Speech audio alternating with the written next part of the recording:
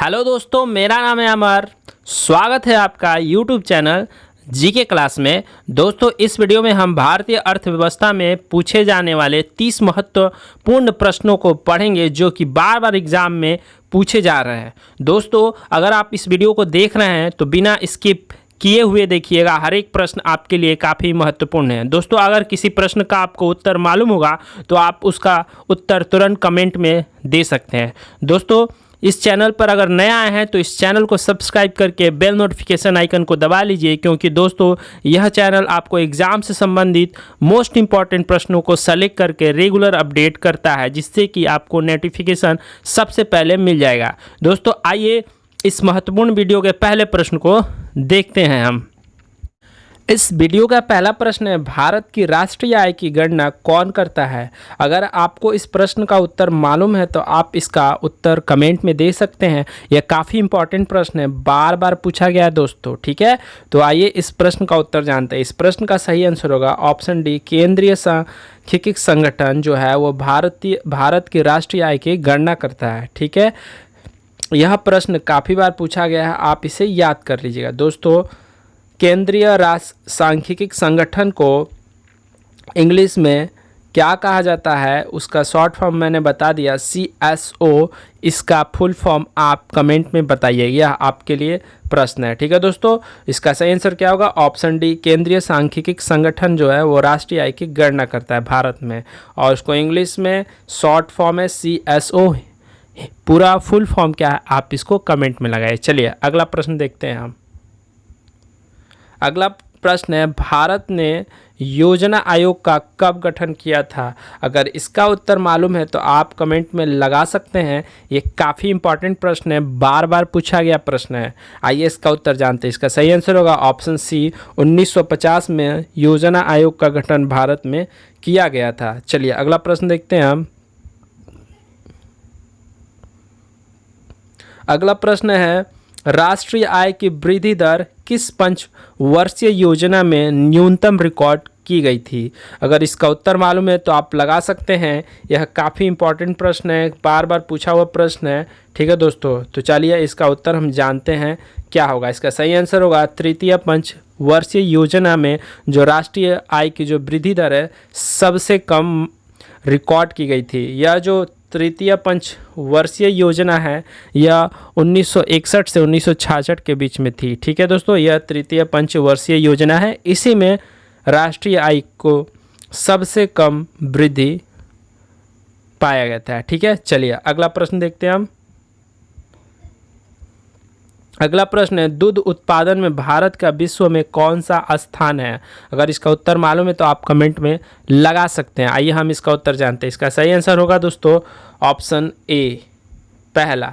जो भारत का दूध उत्पादन में स्थान है विश्व में, वह पहला स्थान है, ठीक है। यह भी काफ़ी इंपॉर्टेंट प्रश्न है एग्ज़ाम के पॉइंट ऑफ व्यू से, आप इसे याद कर लीजिएगा। चलिए अगला प्रश्न देखते हैं दोस्तों। अगला प्रश्न है, भारत में गरीबी हटाओ का नारा किस पंचवर्षीय योजना के अंतर्गत दिया गया था? अगर इसका उत्तर मालूम है तो आप कमेंट में लगा सकते हैं। आइए जानते हैं इसका सही आंसर क्या होगा। इसका सही आंसर होगा ऑप्शन बी, 5वीं पंचवर्षीय योजना में गरीबी हटाओ का नारा दिया गया था। यह योजना 1974 से 1979 के बीच चला था, ठीक है। यह 5वीं पंचवर्षीय योजना थी जिसमें गरीबी हटाओ का नारा दिया गया था, ठीक है। अगला प्रश्न देखते हैं हम। अगला प्रश्न, हरा सोना किसे कहा जाता है? यह भी काफ़ी इंपॉर्टेंट प्रश्न, बार बार पूछा गया प्रश्न है। इसका सही आंसर होगा ऑप्शन सी, चाय को हरा सोना कहा जाता है। मोस्ट इंपॉर्टेंट प्रश्न, याद कर लीजिएगा। अगला प्रश्न देखते हैं हम। अगला प्रश्न है, भारत सरकार ने पहली बार बैंकों का राष्ट्रीयकरण कब किया था?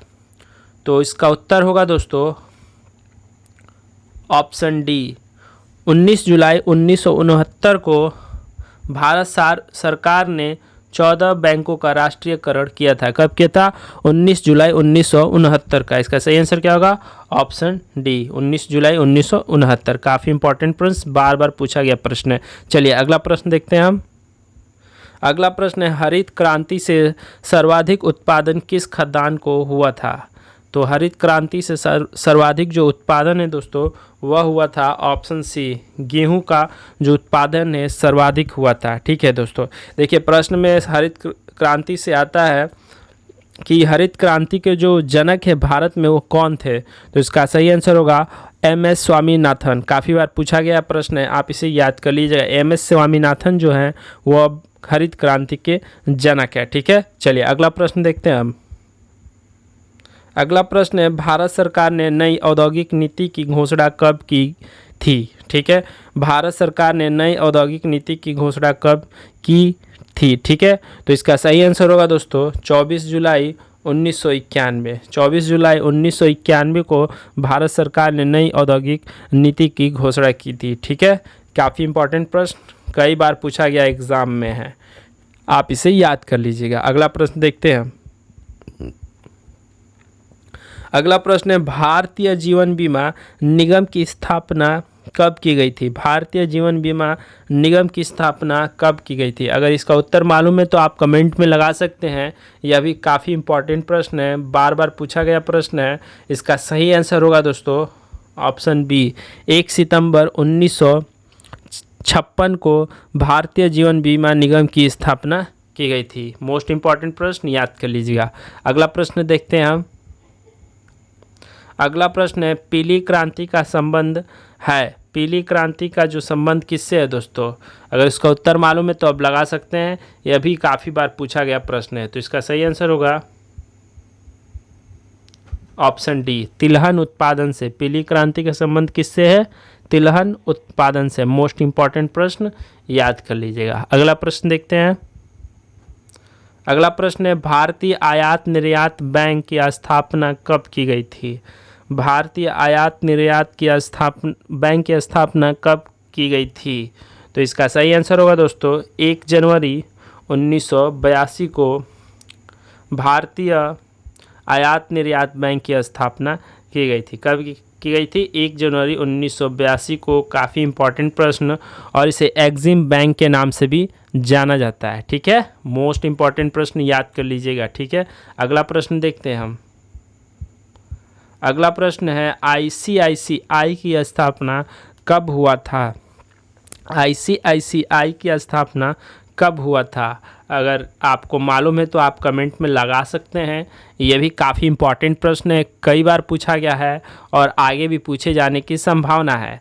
तो इसका सही आंसर होगा दोस्तों ऑप्शन सी, 1955 में ICICI की स्थापना हुआ था। ठीक है, ऑप्शन सी इसका सही आंसर होगा। अगला प्रश्न देखते हैं हम।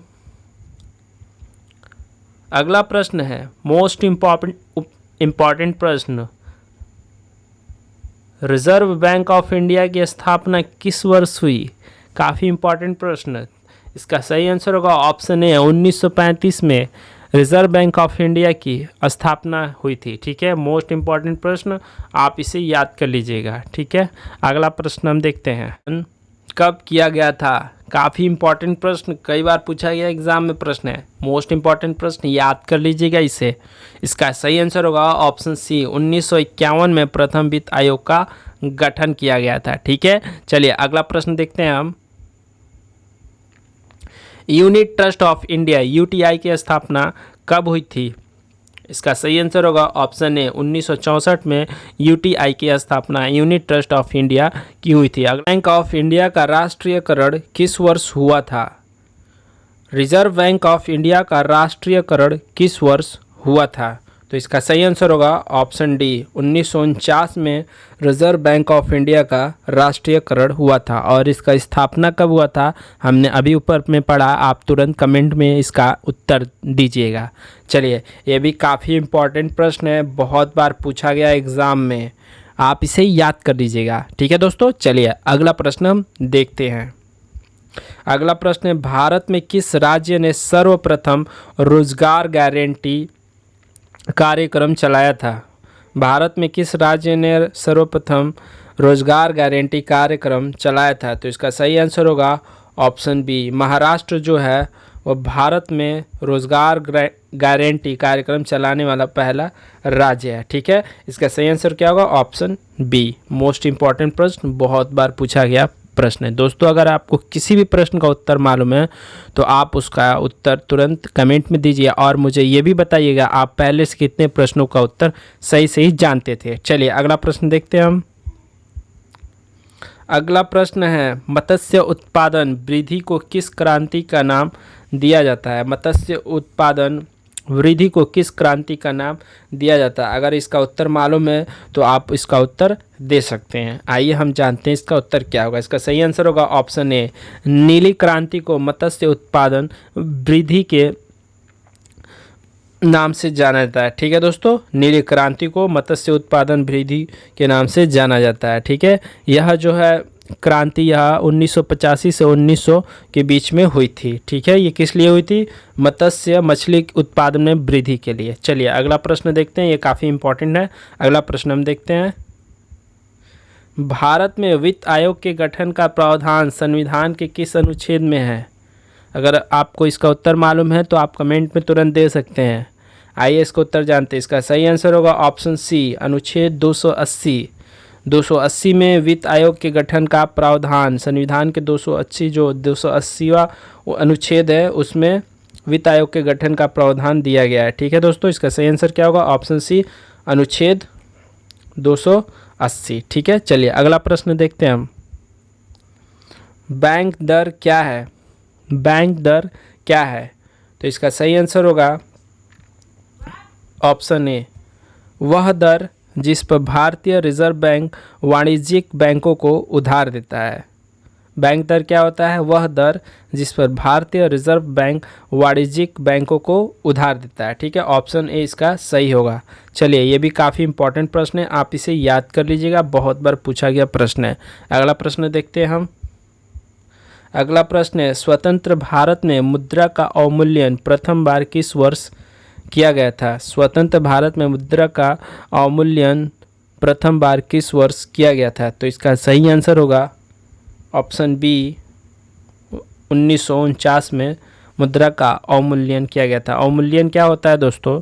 तो किसी भी अन्य देश के करेंसी से अपने देश का करेंसी है उसकी जो मूल्य में कमी करना ही अवमूल्यन होता है।